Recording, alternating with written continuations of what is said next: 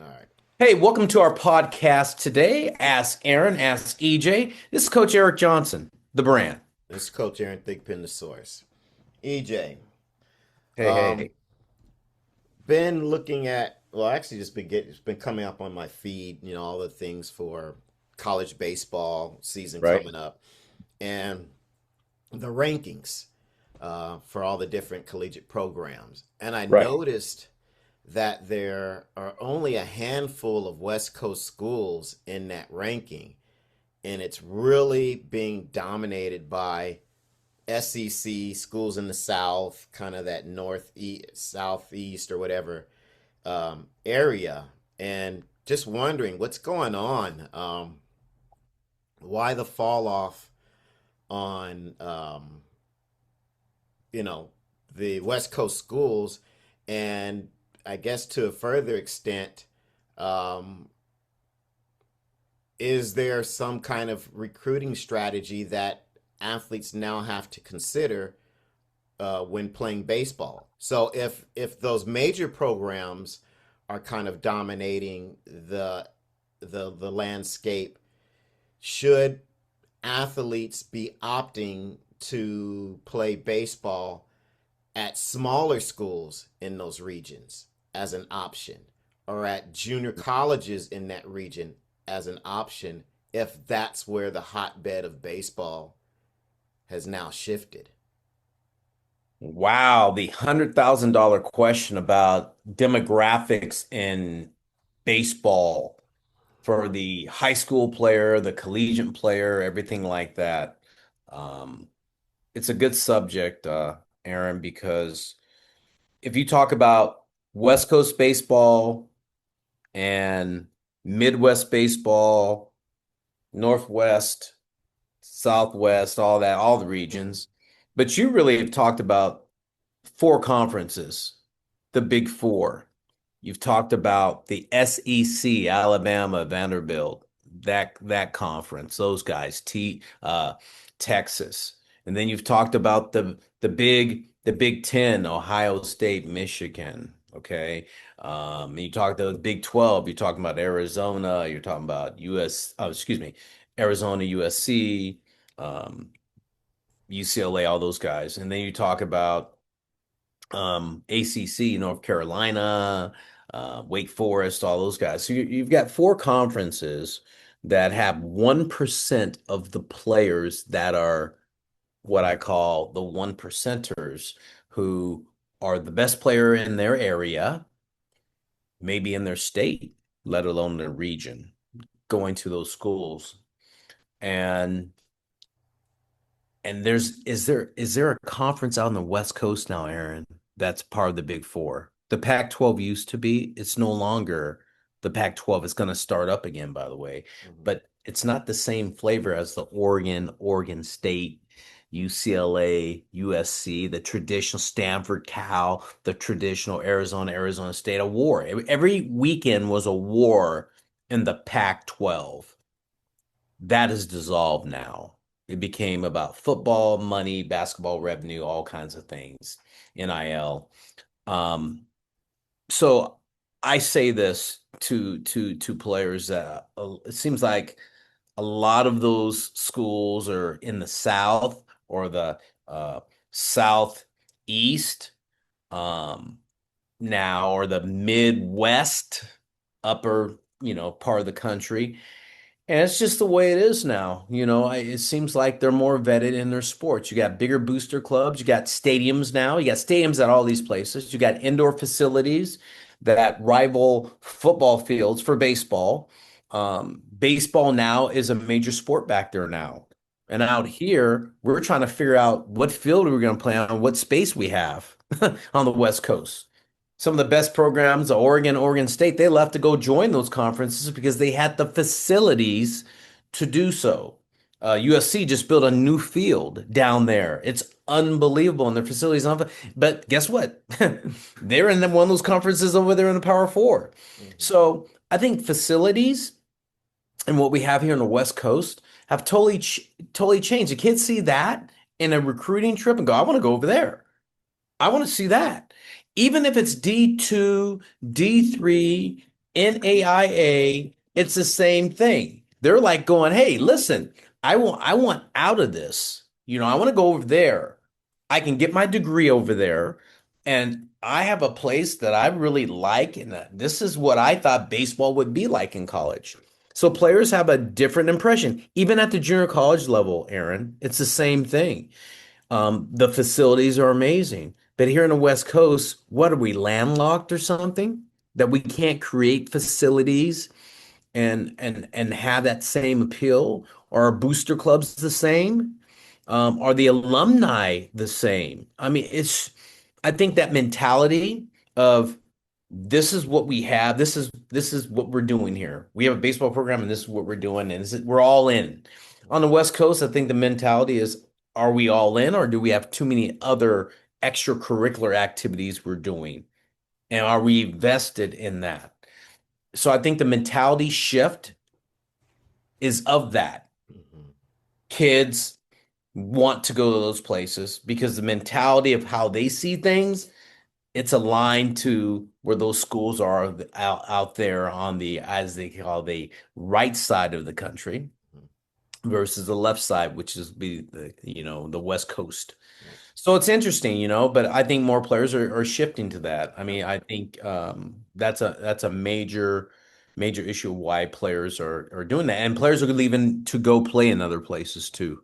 Well, yeah, and that was my question because obviously, if that there's a migration of the top tier athletes, is there also a migration of the not necessarily bottom tier athlete, but Right, the everyday right, athlete to say, hey, you know what?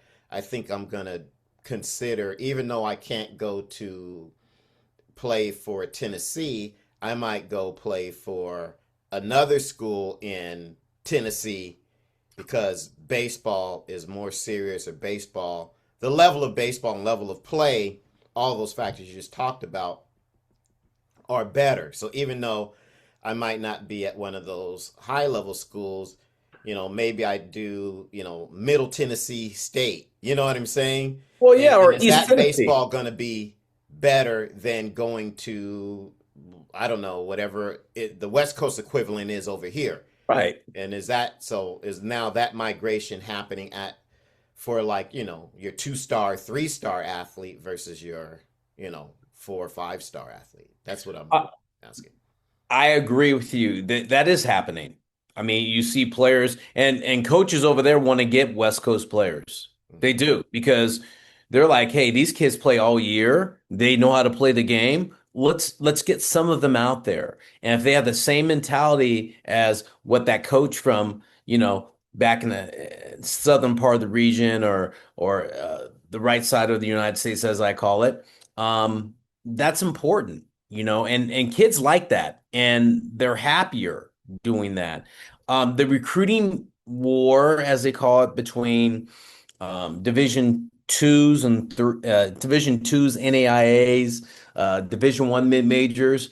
You see a lot of those players in the West Coast are going back to like a, a Florida International, or they're going Hmm. to Eastern Tennessee, and the schools are Coastal Carolina, and Yeah. they're going to the World Series, and they're Right. going, Right. well, I'm going to go play for Campbell in North Carolina, who's in the Big South, and man, look how many guys they're producing, so that mentality shift is happening, Aaron.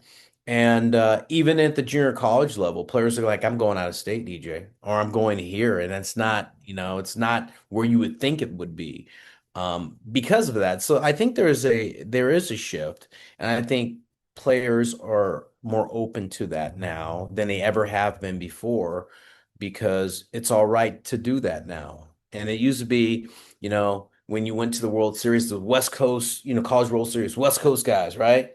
And then you go, oh, you got your guys from Alabama, and you got your guys from Tennessee, and then you got your guys from up in Rhode Island. And it's not like that anymore. Mm. You've got players in the South going, okay, where are you from? Well, I got this guy from California, got this guy from Arizona, and I've got all these guys from Georgia and Alabama and Florida, and I got this guy from uh, Maine, and that's their roster now. They go in for the best players, and the best players want to go at the best programs. And if your league is good, The players want to go to that school. Exposure, keyword, exposure. Kids want more exposure and they want to have, this Major League Baseball feel like, oh man, I feel like I'm important. This is like a great place for me. And this might be my major league. So I want to play in an atmosphere like that. Like, for instance, we have an athlete who went to, um, it's Ethan Liao, you know, Hmm. and he went down south to play because of that. Hmm. Their stadium, the atmosphere, and stuff like that. He wasn't getting any love on the West Coast, but he went to a Division I school in the South and is getting a lot of love and is going to be a starting right fielder this year.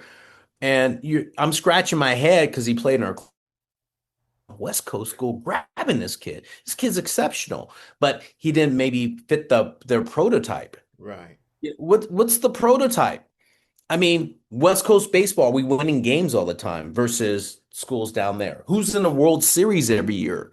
What? We got Arizona and we've got UCLA, and we have some other teams that are at the regional level, but they never get to the super regional and they don't get to the World Series.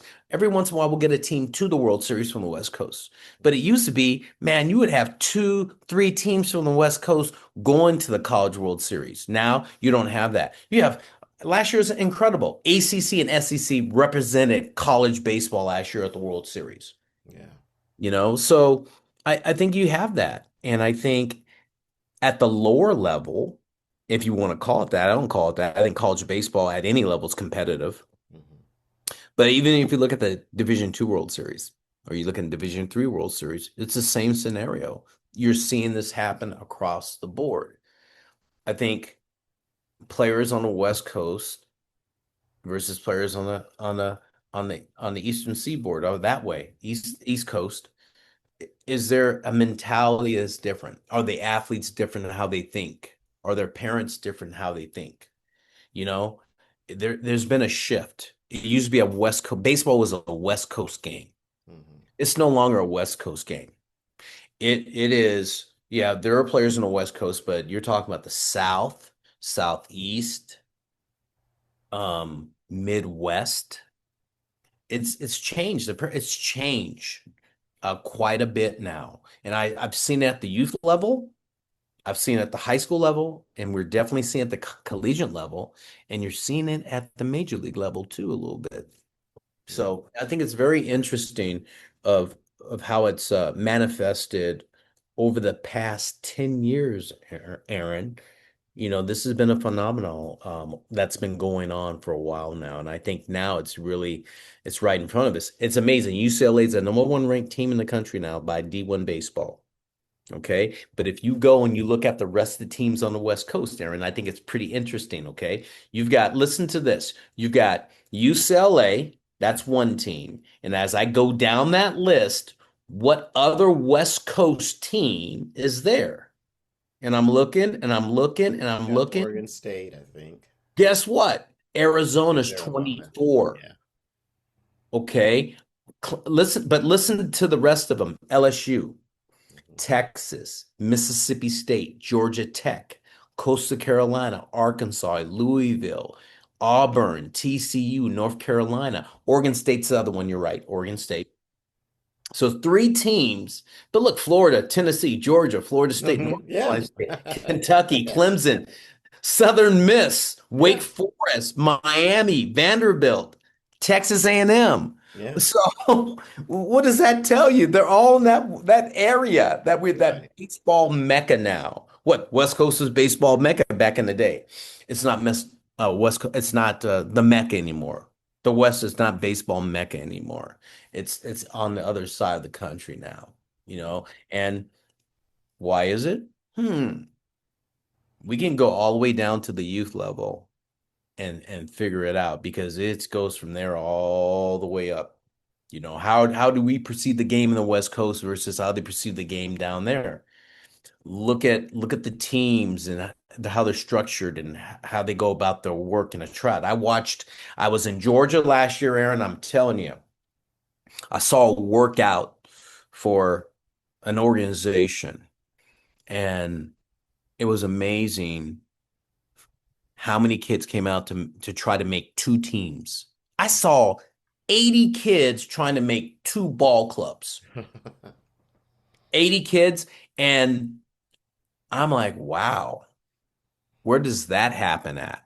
And I'm talking about the age group. Listen to this, Aaron. I think this is the craziest thing from 9 to 11. You don't see that out here. You don't see that on a regular basis out here. This is in the middle of the summer. These kids want to be on this team. And it's just a different mentality, you know. Is it recreation on West Coast versus, I think there's this tier. This you call it the 4-star athlete, 5-star athlete, right? Mhm. And we have that in the West Coast. But it seems like do we have a whole bunch of 1-star, 2-star recreational athletes now? And it didn't used to be that way. Is there too many baseball teams and not competitive enough on West Coast?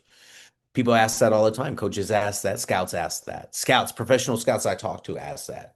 And what's the difference between West Coast and East Coast baseball? You know, is it too, you know, recreational here in the West for the So, best so players? so you're saying the proliferation of travel baseball in on the West Coast has been different than in those other areas on the other side of the country, where maybe is it because you know there's so much money to be made with it that you can throw a stone and hit a travel team, which we've complained about before, versus yes, they have travel ball on the other coast, but there's still there's not as much saturation, and so there's still selection and a vetting process to get on those teams. Is that kind of has happened? Do Two, you two understand sides. what I'm saying? I totally understand. There's a saturation across the whole country, Okay. number one. But the difference is the saturation is I find it coming to the West Coast from these big organizations that have a lot of teams, and they Yeah, yeah, say, yeah. Hmm. I want to be part of this West Coast athlete. I want to be part of Hmm. this team. Well, they used to have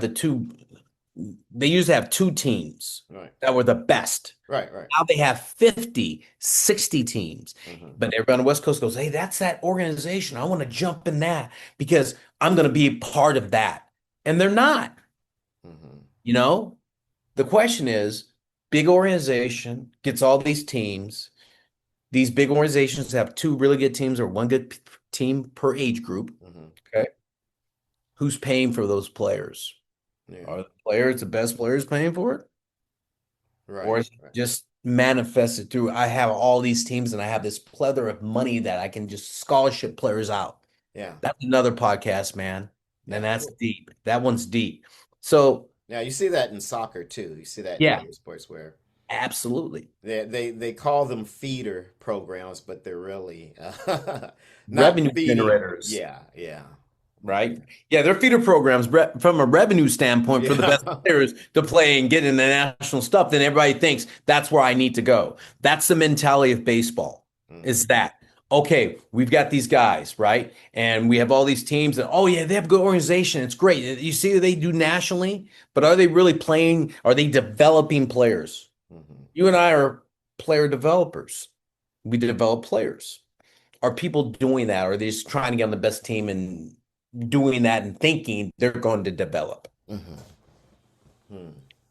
It's an interesting, and I think that's why the East Coast or those teams in the South and the Power Four, why they've gotten better is because they decided to say we're going to take the best players anywhere, Hmm. and we're gonna make sure we have the facilities and the resources for our players to be the best. Okay. That's why I feel those conferences are doing that. And people could say economics, yeah, it has something to do with it, Yeah. but you can make things happen, man. You can make things happen the right way if you know how to do it. Hmm. Very interesting. It's Um, interesting, man. I think this is a two-part because there's a lot of layers we can peel back here, Aaron. mhm. Yeah, I'm just thinking about how it again trickles down to the youth athlete, because that's kind of where, obviously we've got our finger on the pulse in terms of Right. being able to help these athletes. So I'm just trying to figure out, you know, how can we help them navigate, which is, obviously Okay. been a changing landscape. And because we can't do anything structurally to them, No, we but, can't. we got to be able to try and arm the parents and the athletes with the realities of what's out there, and maybe they can develop their own strategies on Well, how can to. I tell you this though? And I think you said some really key points there. Strategy, planning, being into the process. We've talked about these things before. Our West Coast are all the West Coast athletes, whether they're tier one, tier two, tier three, five Mhm, star, one star, two star, are they vetted in the process? And I don't think they are. And I think those kids that are on the other side of the coast are more vetted into it. mhm, That's my yeah, opinion. I mean, I watch it. I watch how these kids and their culture of their teams we play. And I mhm, watch and go, hey, are these guys really involved in it? Are they invested in trying to be the best they can be on the field, off the field? Is this part of their journey? Um, and I don't think as a whole we are invested on this side of this country. I don't think. I think there's guys that want to be it and be about it. I'm gonna say Logan Franson said this. He goes, EJ. You got to be about it.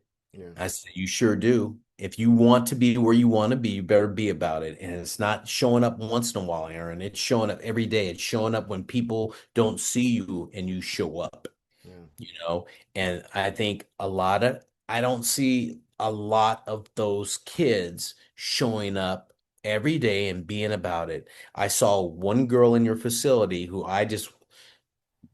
and you know who I'm talking Oh about. yeah. She's about it Yeah, and she's invested in it and she takes care of her body. She eats right. She studies. She's a great student. She's got personality. She talks to you.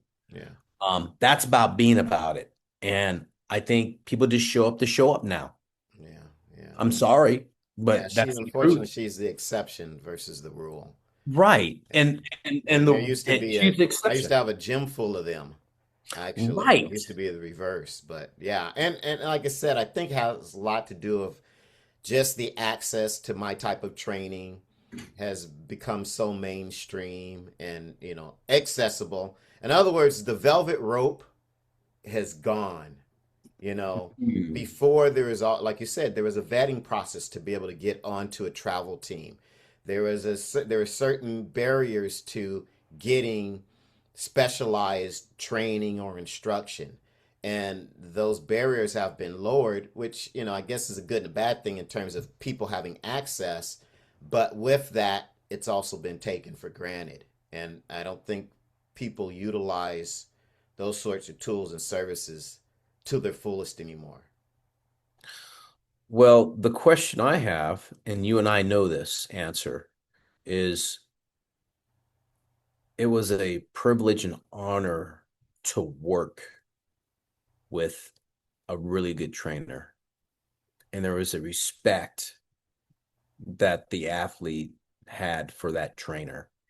And they couldn't wait to come in and work with that trainer. And they would be fully engaged in that 30, 40 minutes, hour time they worked with that trainer. They were like, that's what they wanted. And you could see it in their eyes, right?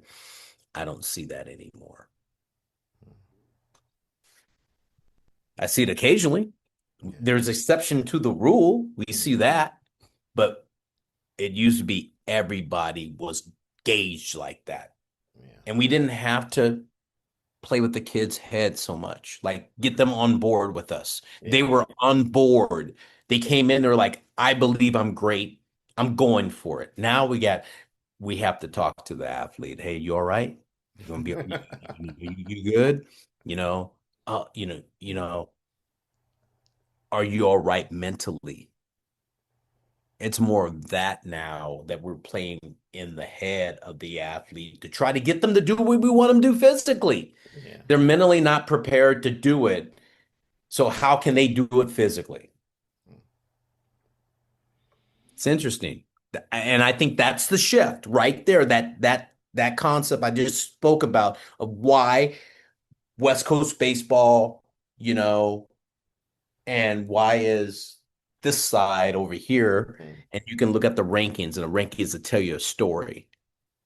mm. Yeah. Look at basketball. Yeah. Oh, wow, right? I mean, look at basketball. Look at football. Just look at it now. Who was a power in USC and UCLA was on it till just a little bit, but it was USC powerhouse, powerhouse, Yeah. powerhouse, right? Oregon now, right? Hmm. Who else on the West Coast? Can you give me a team on the West Coast besides Oregon that's a power in college football? No, not at the level of the SEC teams. Or the Big 12 or the Yeah. Big 10 Yeah. or the ACC team, ACC. Yeah. right? Yeah. There it is, man. We said, hey, we had our opinion. There's our opinion, people. Oh, it's a good one, man. Good one, Something to man. think It's a good about. one. It's Something to something to think think. about. As something says, right? Oh. Anyway, with that said, this is our podcast today. Ask Aaron, ask EJ. It's Coach Eric Johnson, the brand. It's Coach Aaron Thigpen, the source. We'll see you.